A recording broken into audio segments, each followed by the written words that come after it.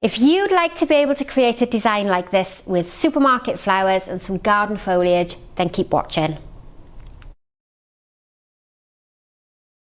Hello again and welcome back to another tutorial. Now today I'm creating a design that would be suitable for the centre of your table, would be ideal maybe if you're celebrating on New Year's Day with a lovely lunch.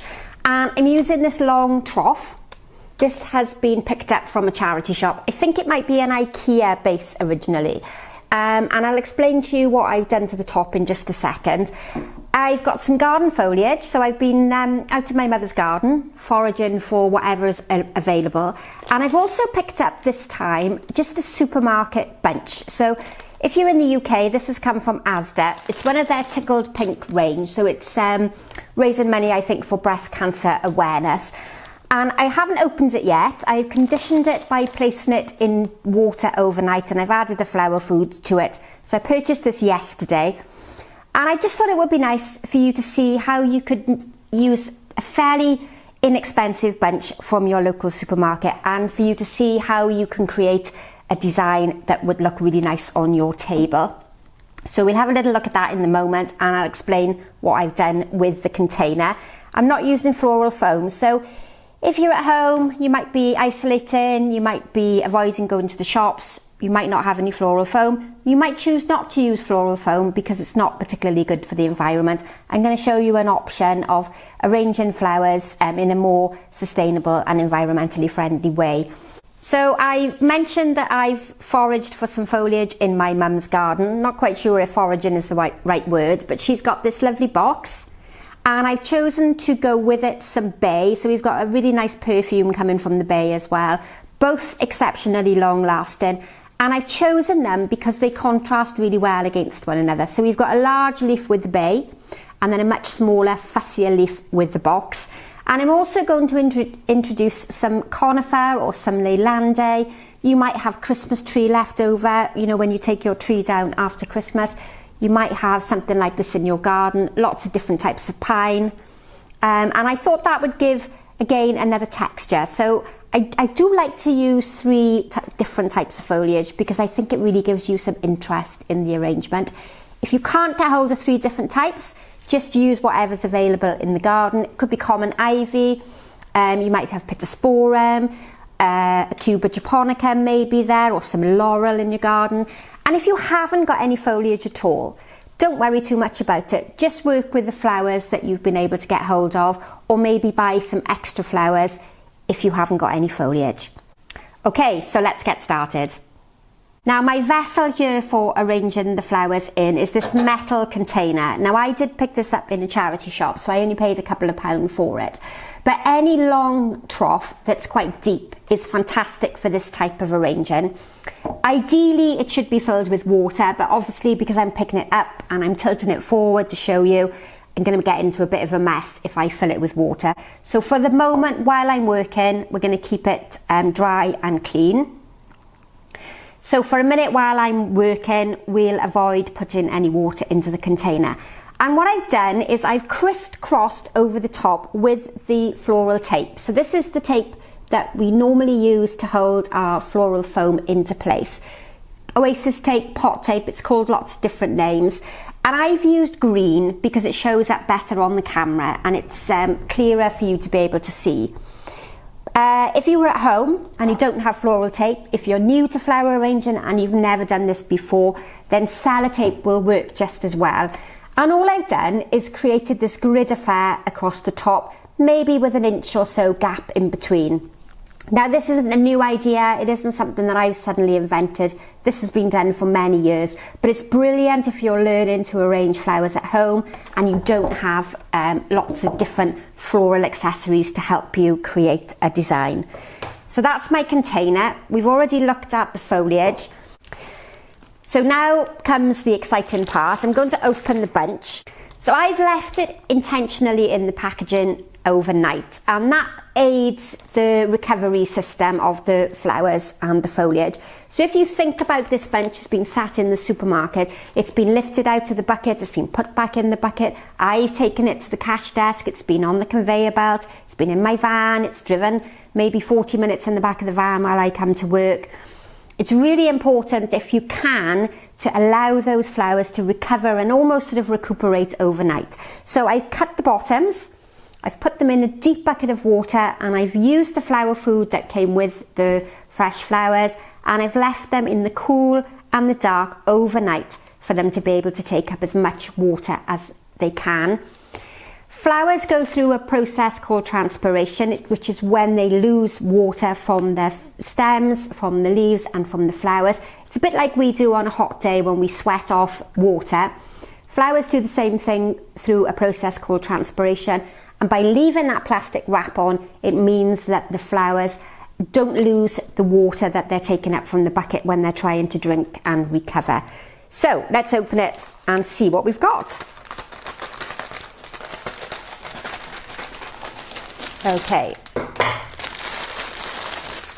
Right, so we have a little bit of eucalyptus. This is Eucalyptus robusta, quite a strong foliage.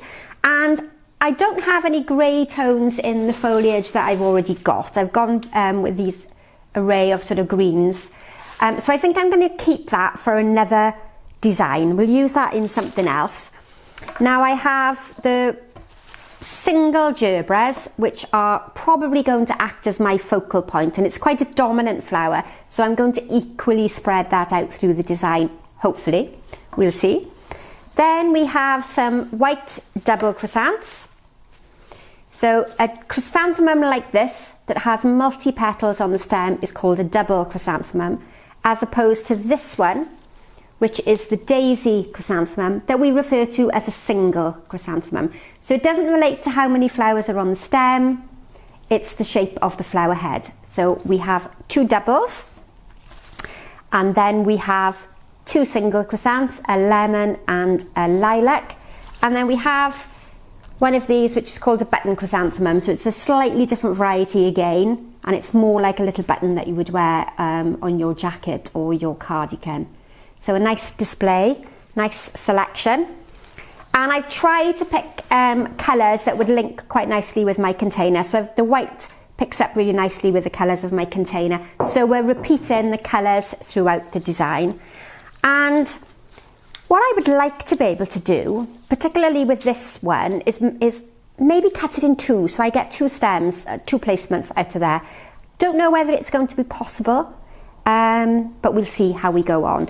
So because I don't have things in matching pairs, I don't have two purples and I don't have two yellows, it's going to be very hard to make this design symmetrical. It's not going to be equally balanced on both sides, so it's going to be a lot more informal and very much more relaxed. So hopefully we'll get a lovely display out of it. Right, okay, so at this stage I would suggest that you fill your container with water, and you need to come up quite far because your stems are going to be quite short, and we need to make sure that they're all reaching the water level.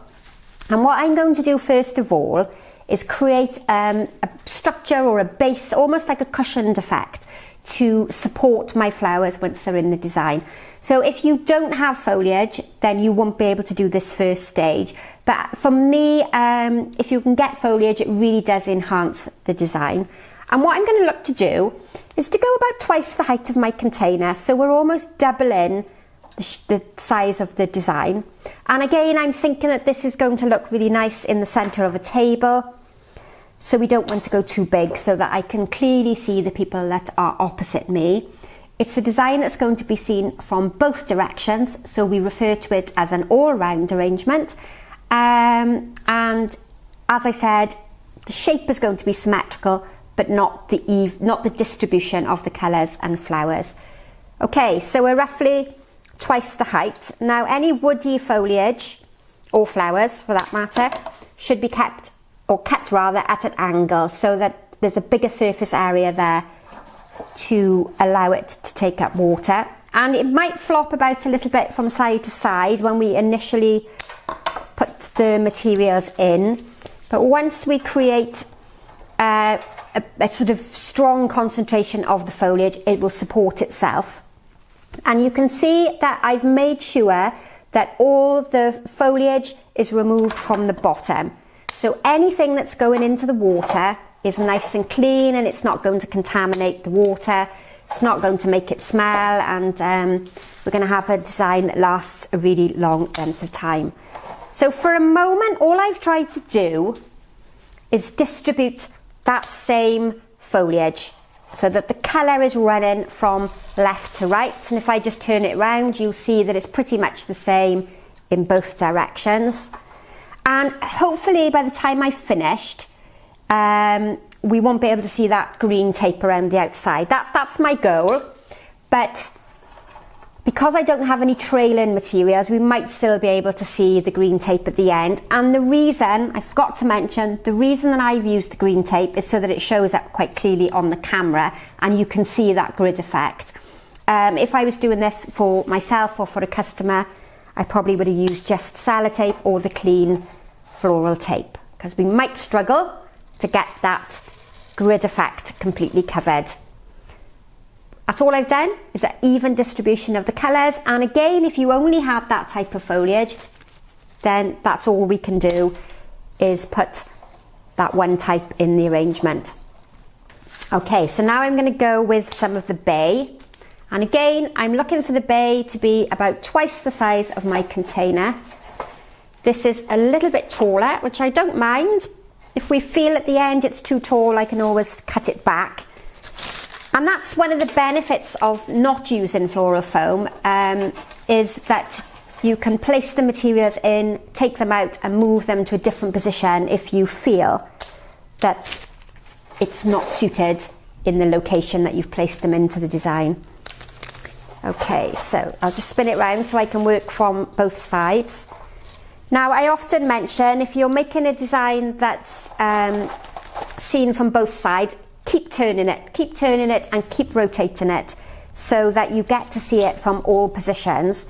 Otherwise, unintentionally, you'll end up with a front-facing arrangement. I've changed the camera angle down a little bit because I was getting a bit lost behind the design. Now, my last foliage is the conifer, and this has a natural bend in it, and also if you use the warmth of your hand, you can manipulate it a bit so that it will drape down over the side. And then we've got a real interesting variety of different foliages, different textures, all in the design. And if you wanted to, you could just use the different types of foliage, because this on its own makes a really nice design. Right, okay, so I'm a bit annoyed that you can still see my tape around the outside, but you know, we often get it wrong. We're not perfect. So my main sort of most dominant flower is going to be the Gerbera. So this is the one that I'm going to have to try and evenly spread out. Obviously, if I put it all in one side, then visually we're going to only look at one side. So what I'll do with these, now Gerberas are very soft stems, so cut these straight across rather than at an angle like we did with the foliage there. And I'm going to aim for one to be fairly close to the middle. And then, there we are, that's nice.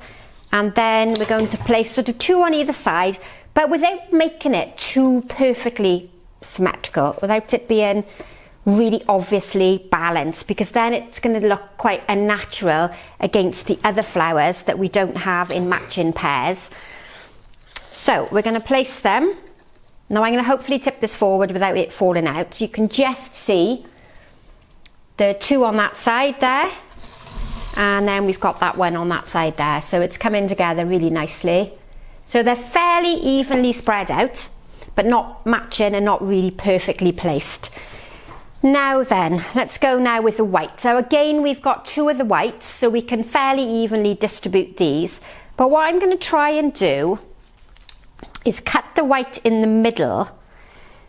I'm going to remove that little bit so that I now have two pieces of the white, one much larger than the other one. But it means that my chrysanthemum goes a lot further and I get more for my money. And this longer one can be used towards the edge as well. Now don't worry if you've got to sort of move some other flowers out of the way, and it's quite easy to do in this design because there's obviously no floral foam in there, so you haven't got to worry about the holes being created in the foam. So again, it's quite easy to evenly balance the white because I've managed to get 4 pieces out of the one stem. And what I've tried to do is create the bigger of the flower towards the centre because that makes these the more dominant placements. And you know, at this stage there's not a huge amount of flowers in there. The foliage has given you a really nice strong base, and the foliage will last probably a lot longer than the flowers, so you could even take out the fresh flowers in 2 weeks time and replace them with something different. But it just goes to show that if you can get a nice foliage base, you don't need an awful lot of flowers to display and make a pretty arrangement for your table. Right, okay, now then, let's see if we can do the same with this lilac chrysanthemum. I'm just looking to see where I can cut it, and I've managed to get 2 pieces from that one stem. But what you need to be quite mindful of is the top section is much shorter, so we need to make sure that this is really well down into the water, otherwise it's going to obviously die much quicker. And then I think I'm even going to get a little bud from it as well. So don't forget, remove all the foliage from the bottom, and you'll see that I've pulled off a few short little pieces. These can be added in at the end if they're long enough, or you can keep them to one side and use them in another arrangement. If you've got a bud vase at home, they would look really pretty just sitting in a small vase. Now my yellow chrysanthemum, this really pretty dainty little yellow, is not big enough. There's not enough on there for me to get 2 stems. So I'm going to aim this one more towards the middle because we can't balance it with anything on either side. So you can see how that's coming together quite nicely. Now this one on my sort of side here possibly is sticking out in the wrong direction, and what I would normally do in an arrangement like this is when I get to the end I would look at it, I put it on the floor and look at it on the floor because you can see an overall shape. So I'm a little bit worried that this one is sticking out in the air and it looks a bit strange on the camera. So at the end I might possibly move that one, but you know, we'll see how it goes. For now, I'm not worried too much if it's not perfect. Now my last little chrysanthemum is this button one. It's a limey green, and again I don't have anything to match it, so I'm going to aim this one towards the centre. And that's going to sit quite nicely in there. At this stage I think I'm just going to add a small amount of foliage at the back here.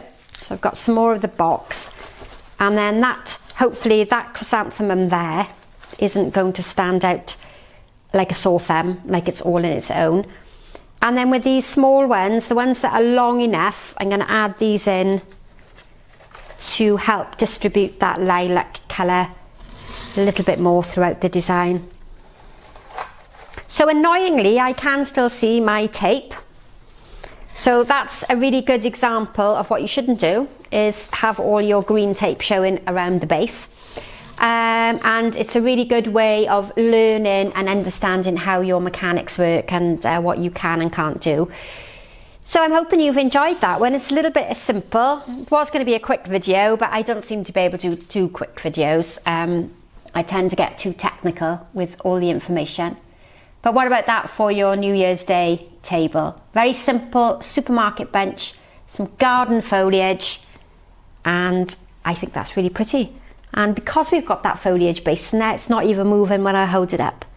And of course, that could be anything. You could add gypsophilia there, spray carnations, you could add some garden flowers if you've got anything this time of the year. Before long, we'll have daffs and tulips coming up, and they would work really well in this type of container. And I hope you've enjoyed that one. So don't forget, if you've been enjoying the tutorial videos, hit the bell to be notified every time I upload a new video, and subscribe to the channel because it really does help other people find these fantastic tutorials. So bye for now, and hopefully have a fantastic 2022, and we'll see you in the new year. Bye for now.